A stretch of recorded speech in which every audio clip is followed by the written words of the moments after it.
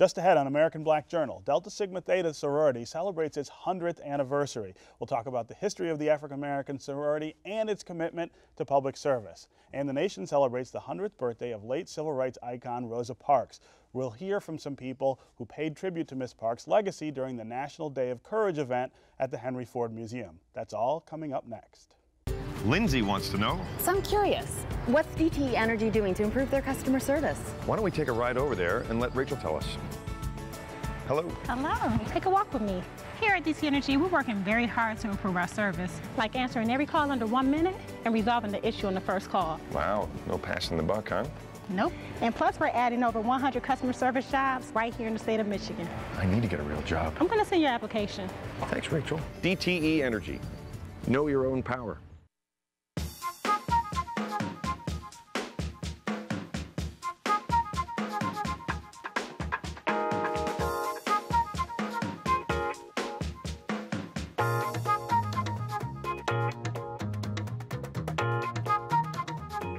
Welcome to American Black Journal. I'm Stephen Henderson. The nation's largest African-American sorority is celebrating its 100th anniversary this year. Delta Sigma Theta Sorority was founded on the campus of Howard University in Washington, D.C. Over the past 100 years, its membership has grown from 22 members to more than 250,000. The Deltas are well known for their commitment to public service, academic excellence, and sisterhood. So joining me now are two very proud Deltas. Dr. Beverly Gray is president of the Detroit Alumni chapter of the Delta Sigma Theta Sorority, and Kim Trent is Midwest Social Action Chair for the Deltas. Welcome to American Black Journal. Kim, I should say welcome back. You're usually here in another capacity, but you're also a Delta. I am. I wear many hats. Right. So I'm going to start with this. My mom was an AKA. So you tell me what the difference is between Delta and some of the other sororities that people might be familiar with. So you want to start with a provocative question? That's right. Well, I mean, I think that all of our African-American Greek letter organizations have a goal of trying to serve the community, and scholarship service are the goals of all of our organizations. I think what sets the Deltas apart, in my humble opinion, and I will cop to being just a little bit. You're a little biased, but that's okay. It's your stage here. But so. You know, I often talk about the fact that our very first action as an organization was participating in the 1913 suffrage march in Washington, D.C., which was a kind of turning point for the suffrage movement, and it was really an act of a lot of bravery, because our sororities, our founders were college girls. I mean, I think a lot of times people lose sight of the fact that we're talking about, you know, 18 to 22-year-old women who said, listen, it's so important to us that women get the right to vote, that we're going to defy convention, and we're going to be do an action that was somewhat controversial. Right.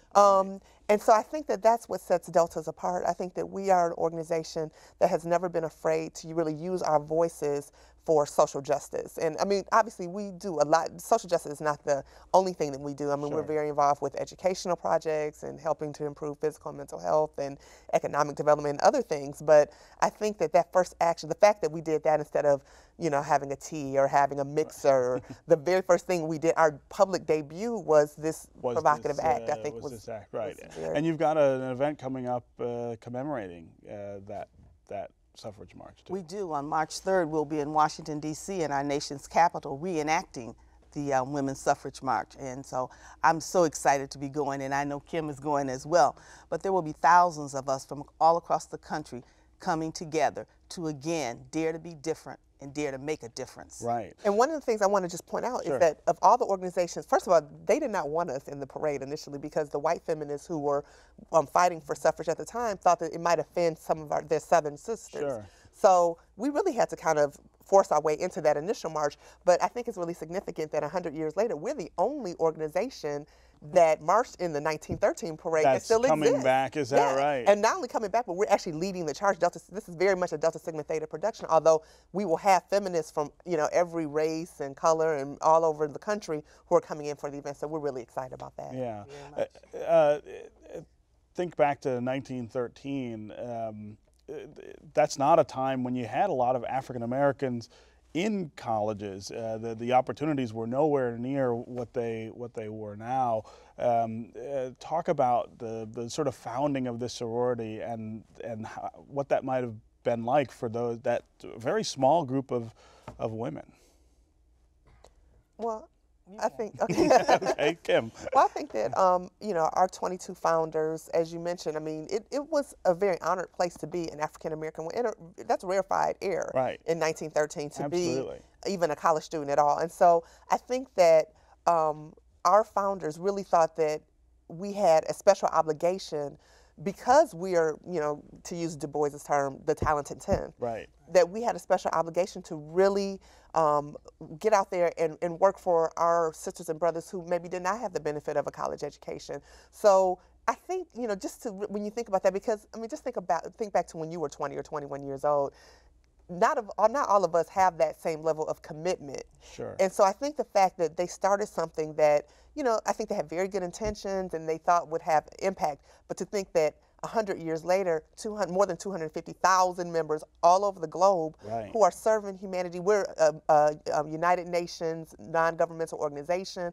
I mean, we're an organization that's really about a lot of substance. Right. And I think when you think about the fact that these were collegiate women who started it, and I think that was their vision for it, which is hard to imagine that a 19 or 20-year-old would have that kind of vision. But I think that when you hear interviews with our founders, that is the kind of vision that they had for our organization. Right. We've got some local, pretty prominent women in the area who are Deltas. Tell me about some of them. Well, I can think of so many to talk about. I was going to say, right we can spend the whole show, other than Kim, right? But other than Kim, I can think of Teola Hunter as one of ours. I think of some of our young sorors, Janice Mitchell-Ford, who was over the Charter Commission. I think of some of our judges, Izetta Bright and Cynthia Diane Stevens. So there are many, many. There's Dr. Iris Taylor over Receiving Hospital. So there are many Deltas who are in prominent places who are making a difference. Yeah, right. Yeah. Portia Roberson, who you know. Sure. Who works for the Justice Department. Absolutely. Congresswoman Carolyn Cheeks Kilpatrick is a member of our organization. I mean, there's so many. One person who's really near and dear to my heart, who's not with us anymore, but really inspired me, was Irma Henderson. Right. You know, the first black woman to serve on the Detroit City Council was a member of Dr. Simmons. Brenda Lawrence, the mayor of Southfield. So we're talking about people who are groundbreakers. Prosecutor Kim Worthy is a Delta. There's so many of us who are leaders in our. And now are in real leadership positions. Absolutely. Talk to me about some of the events that you have to commemorate the 100th anniversary this year.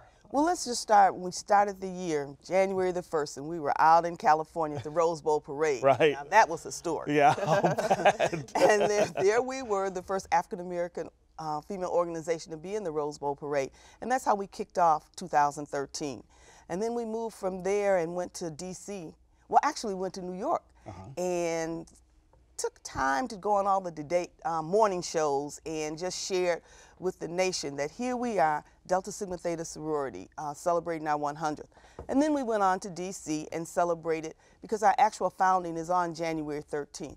And we celebrated at Howard University, and we did several things on the campus of Howard University, from ecumenical services to just going to the Rankin Hall just to see some of the things that our founders were there. And then we have a statue there called Fortitude. Okay. And so we were there just making sure in our minds we remembered what our founders really were about.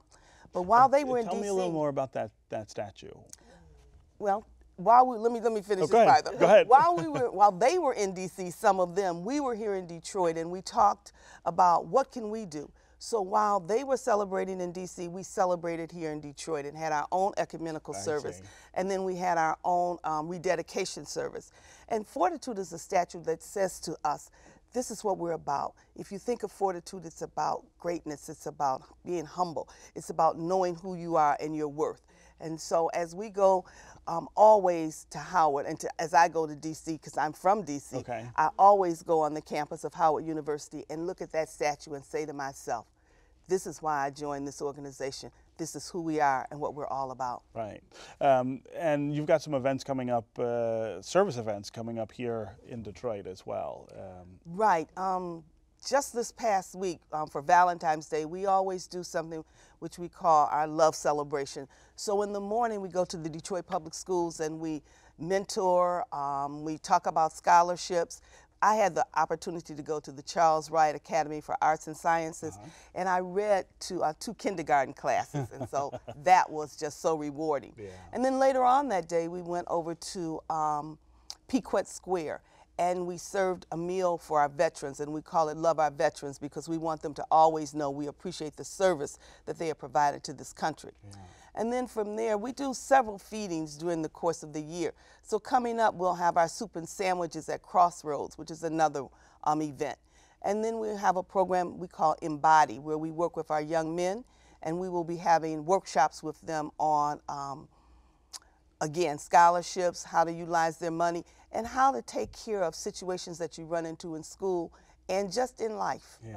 And all of our, I'm in the Inkster Alumni chapter, and I know Soror Gray is in the Detroit Alumni chapter, but all of our chapters work collaboratively with each other and then with other organizations. In my chapter, Inkster Alumni chapter, we have a program called Super Saturdays that we do with the Alpha Kappa Alphas and Zeta Phi Beta and other organizations to try to tutor children. So every Saturday morning they get an experience with tutoring because we saw that our test scores in one of our local elementary schools in Inkster was slipping. So we said, why don't we get together and do it collaboratively? And I think that's one of the strengths of our organization too, that we work in partnership with organizations beyond Delta. Right.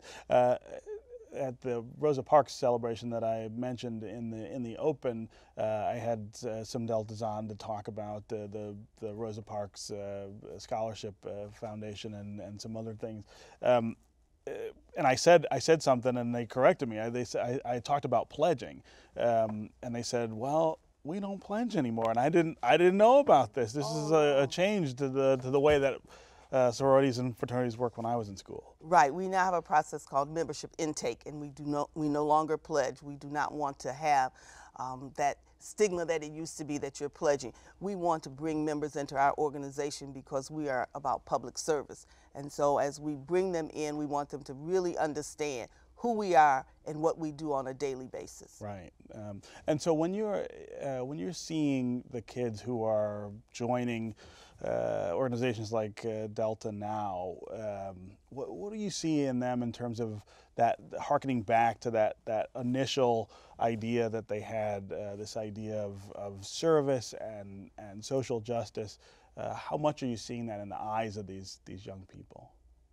Well, it's funny because I'm actually going through this experience right now. We were just talking about the fact that I'm working with a college campus right now where we're bringing back one of our chapters. And I was so proud of the young ladies who are interested in our organization because they're very sophisticated. They're very knowledgeable about the world around them. I mean, I think a lot of times we have concerns about social media because we think it's frivolous, but what they really have in some ways a much deeper understanding of the world in a global sense than I think that we did. And I think that they recognize that Delta has a place in changing the world in a way that maybe we, even in the past, didn't really fully recognize. I was so impressed in hearing their ideas of how they can leverage the information that they have to help us grow and help us continue to serve our community. So I think that we have a very bright future when I look at the young ladies who are coming up. Yeah, I mean, when you look forward to that next 100 years, 100 years from now,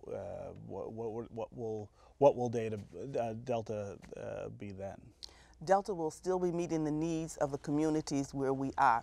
It's one of the things we say is Delta is a movement, not a monument. So we continue to change and evolve to meet the needs of the communities. We look at things and say, this is where we fit in, this is where we can make a difference. And so we continue to change and evolve, never leaving our core mission of public service in 5 particular areas. Right. Kim, we've got about 2 minutes left. I know you recently were elected to the Board of Governors at Wayne State. That's an institution that's had a hard time keeping African-American students and moving them through to graduation. Is there a role for the Deltas to play in fixing that? I think absolutely. And I think that, you know, when I was on campus, and actually, I mean, if I could brag on my founders for a moment, when you look at the kind of grades that our founding members had when they were on the campus of Howard University, we had the valedictorian of the class. I mean, people who were who had very high grades and very high academic standards. And we try to impress upon our even modern day sorors how important it is for them to exercise academic excellence. So as you talk about Wayne State, where we have a 9% 6-year graduation rate for African Americans, which I think is a great tragedy, we should be that voice and we should be that beacon so that when people see Deltas, they see, you know, there is an opportunity for me to graduate, you know, on time with a degree, you know, have high academic goals. And I think that beyond that, beyond just being that beacon, you know, there are tutoring programs that our sorors have been involved in. There are social justice programs they've been involved in on campus. So I think that Delta can play a huge role in a campus like Wayne State, in all of our campuses. Right, and one of the things that helps on a college campus is the sense of belonging. I mean, I think for a lot of young people, college campus can be a big, lonely place. Absolutely, especially when you talk about a commuter campus like Wayne State, where I mean, you're getting out of your car, you're going to necessarily. Absolutely. So I think it does, and beyond just your own organization, I think it helps to build community just throughout the campus, particularly for African American students. Congratulations on the Centennial. We're out of time, of course. I want to talk about our most important thing was our Centennial March that's coming. That's April the 6th. April the 6th. Right. That's just so important that we're the 12th stop on this Centennial tour, and we will be looking forward to everybody coming out to help us celebrate our Centennial tour. Absolutely. Well, congratulations, and thank you guys for being here. Thank you. Thank you. The Deltas are not the only ones celebrating a centennial this year. The nation came together on February 4th to honor the late civil rights activist Rosa Parks, who also would have turned 100 this year. When American Black Journal returns, we'll share some special memories of Mrs. Parks and hear more about her impact on the civil rights movement.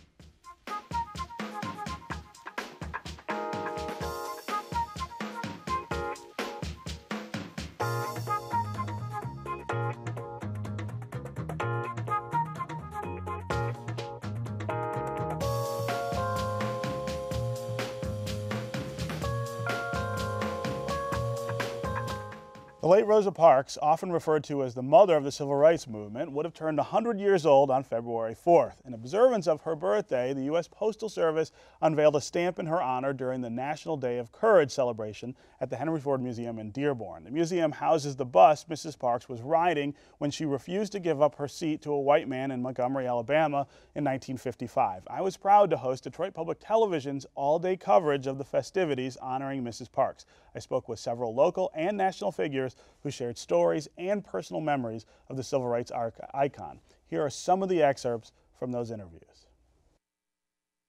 Auntie Rosa helped to raise us. There's 13 of us, or there was. One of my oldest brothers passed away in 2008. And to be clear, your dad was her brother. Correct. Okay. Her only sibling. So my dad and mom, they had 13 children. And my aunt and my grandmother, Leona, and Uncle Parks helped to raise us. So she was a part of our lives up until she passed away in 2005. Right. So today is really, really special and really important. We wish that she were here with us, of course, but, you know, she's there with my mom and dad and Uncle Parks and Grandma. So. Right. So growing up, how often would she tell you about what happened in Montgomery on that bus in December of 1955? My aunt was very private, and she was intensely private and protective of her family. She did not just boast or speak about what happened on the bus. Never heard her mention it. And I was born in '59. Okay. But I never heard her mention it, actually. Okay. But she would, and if that's you really would ask. interesting because that's just 4 years after it happened, and she was not someone who was going to. She wasn't boastful, and she didn't do it to for any type of fame. She did it to right a wrong. Because it was the right thing to do. Yeah, to right a wrong, and so she didn't talk about it. When she was with us, she was more concerned with we had something to eat, or how we were feeling, how we're doing. If we needed anything, that's the type of relationship. She was your aunt, not correct. We had and after my mom died, we had more of a maternal relationship with her because my mom died at 81. Okay, and so she sort of stepped into that. Yeah, she stepped in, as a mom. Do you feel sometimes like the world doesn't know Rosa Parks, the real Rosa Parks, that the Rosa Parks who has become a historical figure is not really the woman who took care of you as her niece? She's when a you were different kid? woman. Yeah, that's a different woman. I mean, she put on her hats. You have your work hat and you have your at-home hat. Right. And she would put on her work hat and go out. She would do her speeches and all that. And then she would, when she was back home, she was at home, she would call and say, I'm back. If she went on a trip, she was relaxing. Yeah. She was reading, Right. drinking tea. You know, one of the things that comes across in what she did do, and certainly in photographs of her and her later work, is this incredible sense of determination that she had. And I'm wondering if that is something that you feel maybe you've picked up from her, having been so close to her for so long. I think I have determination. I have like 12 siblings that I had to pull together and bring them out here. I think I'm a pretty determined person. I think And you got them all to come I got today. them all together Yeah. and their children, and that was a feat. But Yeah, I got them all but- together, you know. So I think I'm a pretty determined person as well, and I think I did pick that up, you know, from her. If I see something I want or if I have a goal in mind, I'll go get it. Right. And she did teach that. I think a lot of people think this was the first thing that happened, or the first part of the civil rights movement. But actually, there was a lot of momentum already starting to build up in the South. A lot of momentum building up in the South. A lot of activity. A lot of NAACP chapters across the region active and fighting for voter registration, fighting for this, fighting for that. At least 2 women before Rosa Parks had been arrested on the bus.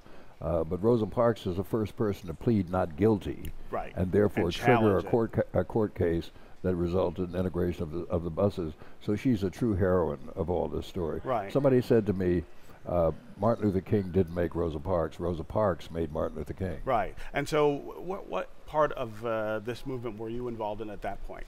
When Rosa Parks was sitting on the bus, I was living in Atlanta, Georgia, and just trying to mind my own business, going to school.